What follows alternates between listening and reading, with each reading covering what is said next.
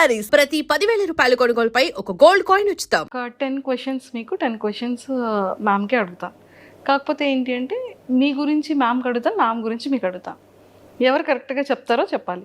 కానీ ఇందులో రాజాని గెలిపించాలి కదా అని మీరు కాంప్రమైజ్ అవ్వకూడదు, అండ్ మ్యామ్ని గెలిపించాలి కదా అని మీరు కాంప్రమైజ్ అయ్యా ట్రూ అని అనకూడదు. ఆ చీటింగ్ ఏం ఇందులో లేదు, ఓకేనా? ఇద్దరిలో ఫస్ట్ కోపం ఎవరికి వస్తుంది? నాకే. ట్రూనా మ్యామ్? చెప్పాను కదా, ఇతనికే వస్తుంది కోపం. ఓకే సార్, ఫస్ట్ సారీ ఎవరు చెప్తారు? నేనే మీరు చెప్పింది చెప్పాను కదా ఇంటర్వ్యూలో, చాలా ఈగోయిస్టిక్ అని అసలు కోపం వస్తుంది. సారీ చెప్పకపోతే ఎంతసేపు చెప్పకపోయినా అలా సైలెంట్గానే ఉంటారు. అంతే. సారీ చెప్పాక వెంటనే కరిగిపోతారు. సో మ్యామ్ చేసిన కుకింగ్ ఐటమ్స్లో మీ ఫేవరెట్ కుకింగ్ ఐటమ్ ఏం చేస్తారు ఎక్కువగా?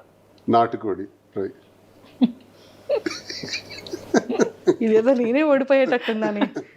ఓకే, సో ఆల్రెడీ అడిగేశారు. యా, అడిగి నన్ను ఇప్పుడు అడుగుతున్నారు. ఎస్, అంటే మీరు వినలేదు కాబట్టి. మ్యామ్ చేసిన కొన్ని స్వీట్స్లో ఎక్కువగా మీ ఫేవరెట్ స్వీట్ ఏం చేస్తుంటారు? చంద్రకాంతలు. అమ్మయ్య, ఇది ఒక్కటే చెప్పలేదు మీరు. అన్ని చెప్పాను. ఏమిటి రవ్వ లడ్డు, సున్నుండలు రవ్వలాడు ఇష్టం కదా. రవ్వలాడు అదొక్కటే మ్యామ్ చెప్పలేదు. నా కోసం చేసి చంద్రకాంతలే. మీకోసం చేసింది మీరు వీడియో కూడా చేశారు కదా మ్యామ్? రవ్వ లడ్డు వీడియో చేశారు. చంద్రకాంత్ అతని దగ్గర నేను నేర్చుకున్నాను. చంద్రకాంత్ అతను నేర్పించారు. వాళ్ళ మదర్ దగ్గర ఎప్పుడో చిన్నప్పుడు చేస్తుంటే చూసి అబ్జర్వ్ చేసి నాకు ఎలా చేయాలో చెప్పి మొన్న అంతనే చేశారు. వరలక్ష్మి వద్దాం రోజు నాకు హెల్ప్ చేస్తూ చేశారు. బాగా చేశారు. సూపర్. అండ్ మ్యామ్ కట్టుకునే సారీస్లో మీ ఫేవరెట్ కలర్ సారీ ఏంటి? బ్లూ. ఇందులో నేను గ్రీన్ కదా ఇష్టం. అన్ని తప్పు ఆన్సర్లు చెప్పినాను. బ్లూ గ్రీన్ రెండు ఇంట్రెస్ట్. నీకు ఎక్కువ ఏ ఫేవరెట్ కలర్ ఇష్టం? లేదు, ఇంకా అయిపోయింది.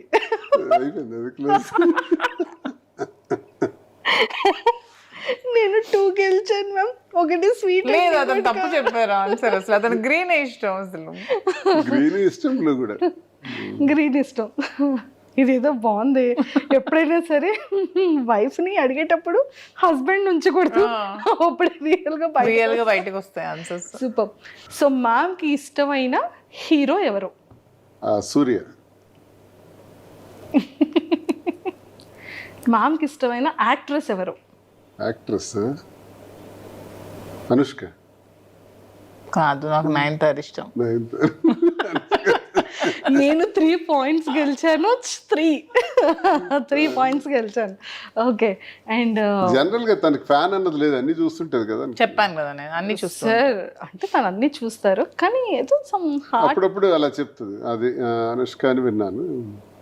ఓకే, అంటే మిమ్మల్ని కూడా కొంచెం అటు ఇటు కన్ఫ్యూజ్ చేయాలి కదా సార్, అందుకు చేశారు. ఓకే, మ్యామ్కి ఇష్టమైన ఒక ఫుడ్ ఐటమ్ ఏంటి? వెజ్ కానీ నాన్ వెజ్ కానీ? చికెన్ బిర్యానీ. అండ్ వెజ్లో సిమిలర్గా మీకు ఇష్టమైన ఒక ఫేవరెట్ కర్రీ? నాకు ఇష్టమైందా? మీకు ఇష్టమైంది అండ్ మ్యామ్కి కూడా ఇష్టమైంది అది కూడా? నాకు ఇష్టంగా ఆలు ఫ్రై. మ్యామ్కి ఇష్టమైంది? అదే ఇష్టం ఇద్దరికి. మీరు అందించేశారు. అండ్ మ్యామ్ చూసారా, నేను సార్కి ఒక హింట్ ఇచ్చాను. ఏమని ఇచ్చాను? సరే మీకు ఇష్టమైన వెజ్ కర్రీలోనే మ్యామ్కి కూడా ఇష్టం అయిపోయింది అదొకటి ఉంది అని. నాకు ఇష్టమైంది వెజ్ కర్రీ అని ఆలోచించారు సార్, కానీ మీద ఫిక్స్ చేసుకోలేదు. మీకు చెప్పాను కదా సర్ప్రైజ్లు ఇవ్వడాలి అవేమి రావని చెప్తున్నాను కదా. కానీ పాలిటిక్స్ ఒక్కటే వచ్చేదానికి లేదు, ఇక్కడ నా సైడ్ వచ్చారు ఇప్పుడు సార్. నన్ను విన్ చేయాలని సార్ ఫిక్స్ అయ్యారు. పాపం బయట అమ్మాయిని విన్ చేద్దాం అప్పుడప్పుడు అని. 4 ఆన్సర్స్ నేను విన్ అయ్యాను. ఓకే. అండ్ ట్రావెలింగ్లో ఎక్కువగా ఫేవరెట్ ఊరేది? ఊరా నచ్చే Wayanad, Coorg. True. Super. And ఇప్పుడు మ్యామ్ దానికి వస్తాం. సార్కి ఇష్టమైనవన్నీ చెప్పేశారు, సార్కి ఇష్టమైనది కలర్స్ చెప్పేశారు అండ్ ఎవ్రీథింగ్. మీరు సార్ని ఒక 5 క్వశ్చన్స్ అడగాలి. ఇప్పటికీ కూడా మీకు తెలియంది ఎప్పుడైనా క్యూరియస్గా ఉన్నవి ఇప్పుడు మీరు అడగచ్చు. ఒక 5 క్వశ్చన్స్. నేనా? మీరే అడగాలి. 5 క్వశ్చన్స్ అడగాలి. నా క్వశ్చన్స్ అన్ని పొలిటికల్ గానే ఉంటాయి. పోనీ పర్వాలేదు, మీ ఇష్టం, ఛాన్స్ మీది. ఇంకా అయితే ఫస్ట్ క్వశ్చన్, మీకు వైసీపీ పార్టీ నుంచి జగన్మోహన్ రెడ్డి గారు సస్పెండ్ చేసినా సరే మీకు జగన్మోహన్ రెడ్డి అంటే ఇంకా ఎందుకు ఇష్టం? వ్యక్తిగతంగా మనిషి మంచి వ్యక్తి, అంతేకాకుండా నాకంటూ ప్రత్యేకమైనటువంటి గౌరవాన్ని గుర్తింపును ఇచ్చిన వ్యక్తి. వాళ్ళ నాన్న నుంచి నేను అభిమానిస్తాను, ఇవన్నీ అభిమానిస్తాను. పొలిటికల్ జనరల్గా ఏదైనా మీ ఇద్దరి గురించి కానీ ఇద్దరు గురించి అడగాలి మీకు. నాలో మీకు ఇష్టమైంది ఏంటి, ఇష్టం లేనిది ఏంటి? మంచితనం. ఇష్టం లేనిది? ఇష్టం లేనిది కంగారు. ఏదైనా ఆలోచించి ఇది చేయాలా వద్దా అని 1-2 సార్లు ఆలోచించి నిర్ణయం తీసుకోవాలి. టక్కిమని చేస్తుంది. అంటే లేట్ అయితే లేట్ అయిపోతానేమోనండి. దానికి ఆన్సర్ చెప్పేస్తావు. ఇంకా చాలా చిన్న పిల్ల మైండ్ సెట్. ఓకే, నేను ఇది మార్చుకోవాలి, ఇది నువ్వు మార్చుకోవాలి మధు అంటే ఏది చెప్తావు? నువ్వు ఇది చేంజ్ చేయాలి, ఇది నాకు నచ్చలేదు అని చెప్పాలంటే? ఎవరి మీద కోపం అవ్వకూడదు, అందరితోని స్నేహంగా ఉండాలి, ఎవరు కూడా మన గురించి వ్యతిరేకంగా మాట్లాడే అవకాశం ఇవ్వకూడదు, ప్రతి ఒక్కరితో స్నేహభావంతో పోవాలని నేను కోరుకుంటున్నాను. అంటే నేను అందరి మీద కోపం అవుతున్నాను అంటే చెప్తున్నారు. అలా ఉంటే మంచి పేరు వస్తుంది. అందరితో positive attitude, all are good, అందరూ మంచి వాళ్ళే. ఇంకా 2 ఉన్నాయి. నన్ను ఒక మంచి పొలిటీషియన్ గా చూస్తే ఇష్టమా, నీకు ఒక బిజినెస్ ఎంటర్ప్రెన్యూర్ గా చూస్తే ఇష్టమా, అండ్ ఒక ఫిలిం లో యాక్టర్ గా ఇష్టమా? అదే అలాగా చెప్పలే, ఈ రెండిట్లో ఏదో ఒక answer.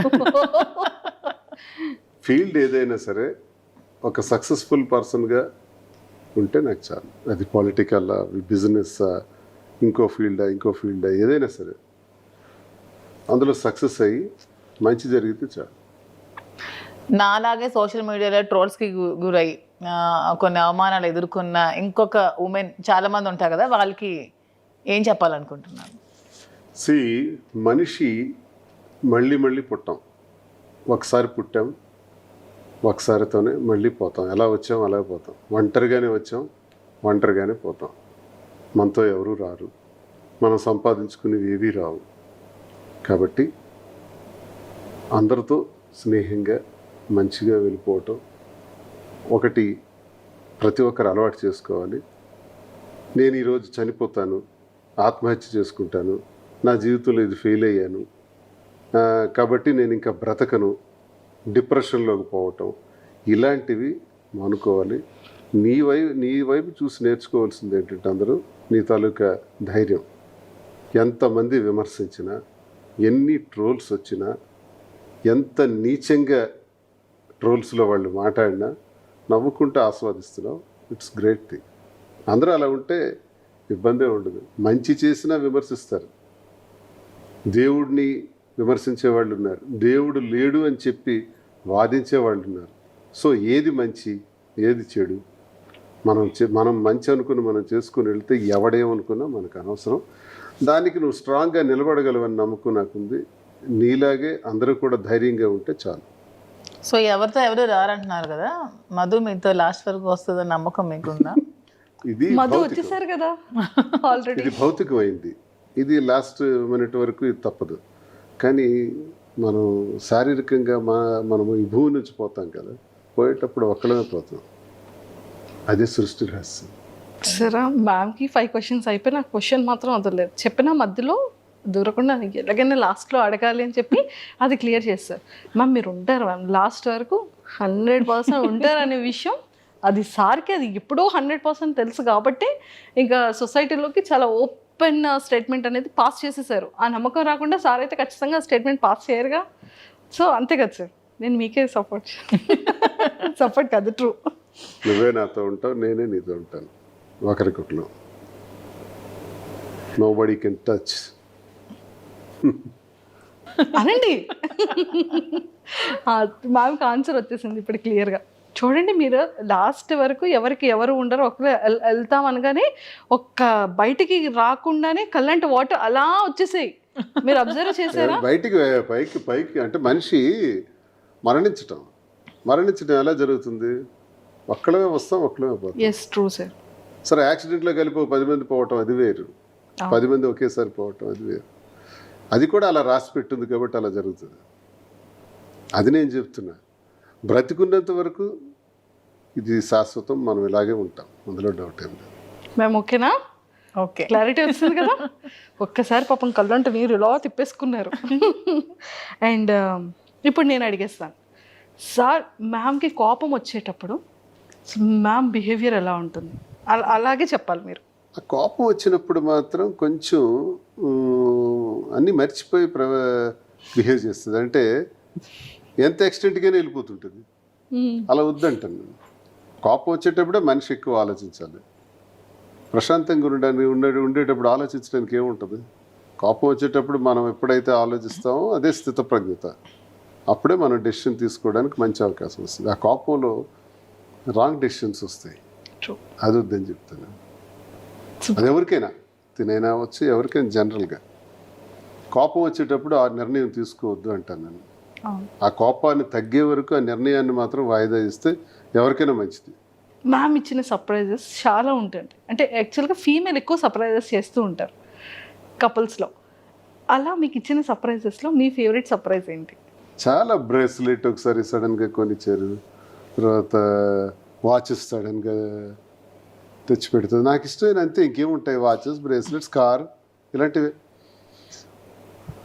She surprise for me everything. అంటే ప్రతి నిమిషం నేను ఒక గొప్పగానే ఫీల్ అవుతాను.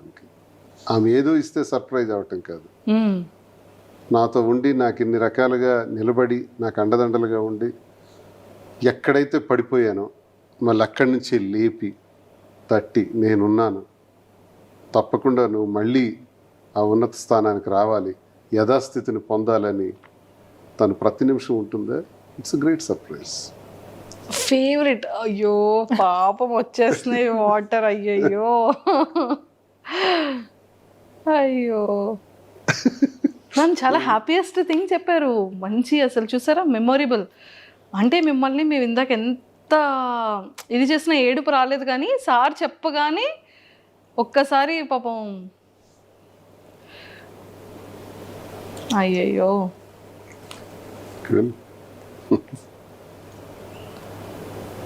ఆ వర్డ్ ఇందాక యాక్చువల్లీ సింగిల్గా ఉండేటప్పుడు మ్యామ్ చెప్పారు. అంటే ఆ టైంలో ఎలా స్టాండ్ అయ్యాము అన్న దానికి ఎగ్జాంపుల్గా ఇదంతా చెప్పారు. ఒక్కడే అయిపోయినాం కదా, ఇప్పుడు ఎవరూ లేరు. ఇప్పటికీ ఒక్కడమే. నా చుట్టూ తిరిగిన వాళ్ళందరూ నన్ను విడిచిపెట్టేసినారు. నా వల్ల మేలు పొందిన వాళ్ళు, సహకారాలు పొందిన వాళ్ళు, నీతోనే మేము ఉంటామని చెప్పిన వాళ్ళు, నువ్వే సర్వస్వం అని నాకు చెప్పిన వాళ్ళు, నా రాజకీయ జీవితంలో కొన్ని వేల మంది, వాళ్ళందరూ విడిచిపెట్టి వెళ్ళిపోయారు. మిగిలిందంతా మా ఇద్దరమే. మా ఇద్దరికి అపారమైన నమ్మకం ప్రజలంటే. ఆ ప్రజలు అనేవాళ్ళు ఉన్నారు. ప్రజలే మళ్ళీ మమ్మల్ని మార్చారు. అంటే గత ఏడాది ఇదే నెలకి నా మీద తన మీద 95% వ్యతిరేకత ఉంది. శ్రీనివాస్ ఇలాంటోడా, ఇలాంటి నీచుడా అని విమర్శించేవాళ్ళు, తిట్టేవాళ్ళు ఇదే రోజుల్లో గత ఏడాది ఉన్నారు. కట్ చేస్తే 1 year అయ్యేటప్పటికి ఈరోజు మాకంతా పాజిటివిటీ వచ్చేసింది. అంటే మళ్ళీ 60-70% పాజిటివిటీగా వచ్చాం. ఇది ఎవరు మార్చారు ఈ పాజిటివ్గా? మమ్మల్ని ప్రజలే మార్చారు. ప్రజలే దేవుళ్ళని నమ్మాం, ప్రజలకే వాస్తవాలు చెప్పాం. నిజం వాళ్ళకి నిజాయితీగా చెప్తే వాళ్ళు మనల్ని కన్సిడర్ చేస్తారు, అగ్రభాగాన్ని కూర్చోబెడతారు. ఈరోజు లక్షలాది మంది ఫాలోవర్స్ సోషల్ మీడియాలో కానీ, వ్యూవర్షిప్లో చూసుకుంటే 4,75,00,000 పైచిలకి వ్యూవర్షిప్. ఎక్కడికి వెళ్ళినా రోడ్డు మీదకి వెళ్తే సెల్ఫీ కావాలండి, ఫోటో కావాలండి అని మమ్మల్ని కలవటానికే రోజుకి వచ్చేవాళ్ళు 10-15 మంది రోజు వస్తున్నారంటే, మమ్మల్ని మంచిగా ఆలోచించకపోతే ఎందుకు వస్తారు? మమ్మల్ని పాజిటివ్గా సపోర్ట్ చేయకూడదు అనుకునే వాళ్ళు అయితే వాళ్ళు ఎందుకు వస్తారు? ఇదంతా మాకు అనుకూలంగా ఒక ఏడాదిలోనే ఇన్ని చేంజెస్ వచ్చినాయి. సో ప్రజలే ఈ మార్పు అంతా తీసుకొచ్చారు, ప్రజలే ఈ గుర్తింపు అంతా ఇస్తున్నారు. ఎవరో నా దగ్గర అవసరానికి వచ్చి పోయేవాళ్ళు పోతారు, వాళ్ళు ఉంటారు పోతారు, వాళ్ళ లెక్కలకు రారు, వాళ్ళు స్వార్థపరుల కింద వస్తారు. ఒక్కళ్ళగా ఉండి మళ్ళీ ఒక్కళ్ళగానే ఈ స్థాయికి వచ్చాం. ఎవరికి అన్యాయం జరగకూడదు, మా వల్ల ఎవరికి ఇబ్బంది జరగకూడదు, అందరూ సంతోషంగా ఉండాలి అన్న కాన్సెప్ట్ మాకు ముందుంటుంది. మా వల్ల పిల్లలకు అన్యాయం జరగకూడదు, మా వల్ల కుటుంబాలకు అన్యాయం జరగకూడదు, మా వల్ల ప్రజలకు ఇబ్బంది జరగకూడదు.